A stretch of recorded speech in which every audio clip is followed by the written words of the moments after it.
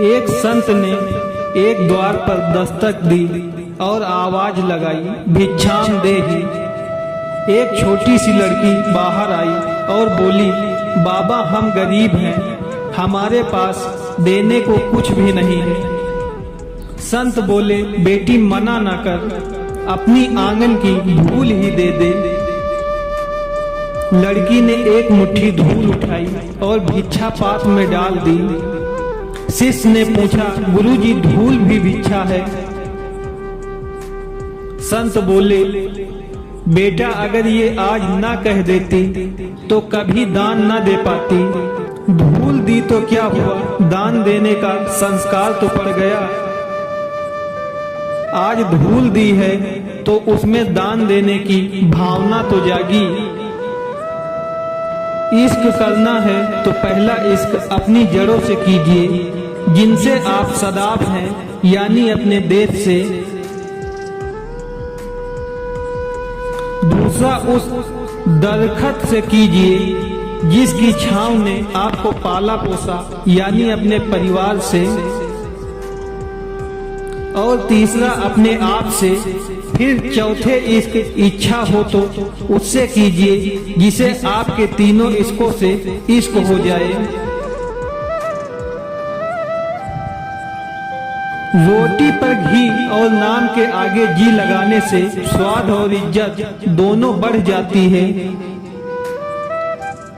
किसी को स्नेह देना सबसे बड़ा उपहार है और किसी से स्नेह पाना सबसे बड़ा सम्मान है। धन और यौवन पर कभी अहंकार ना करो, ये दोनों ही स्थायी नहीं है। क्योंकि धन तो कभी एक स्थान पर रुकता नहीं, जो आज आपका है वो कल किसी और का होगा। और यौवन तो आज तक किसी के लिए नहीं रुका। देखते ही देखते वह आपको वृद्धावस्था में छोड़कर चला जाएगा।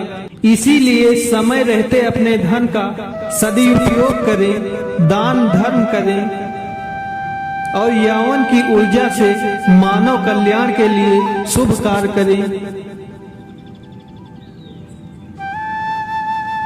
यदि आप किसी के सुख का कारण नहीं बन सकते तो किसी के दुख का कारण भी मत बनिए, क्योंकि दुख भोगने वाला व्यक्ति आगे चलकर सुखी हो सकता है, पर दुख देने वाला व्यक्ति कभी सुखी नहीं होता। लोगों के दिल से निकली हुई आह हमेशा रास्ते में रुकावट ही पैदा करती है। यह हमेशा याद रखना कि कर्म आपकी छाया बनकर हमेशा आपके साथ रहेगा। जीवन की चुनौतियों में यदि सफल होना चाहते हो तो बल के स्थान पर बुद्धि का प्रयोग करो, क्योंकि बल आपको केवल लड़ना सिखाता है किंतु बुद्धि जीतना सिखाती है।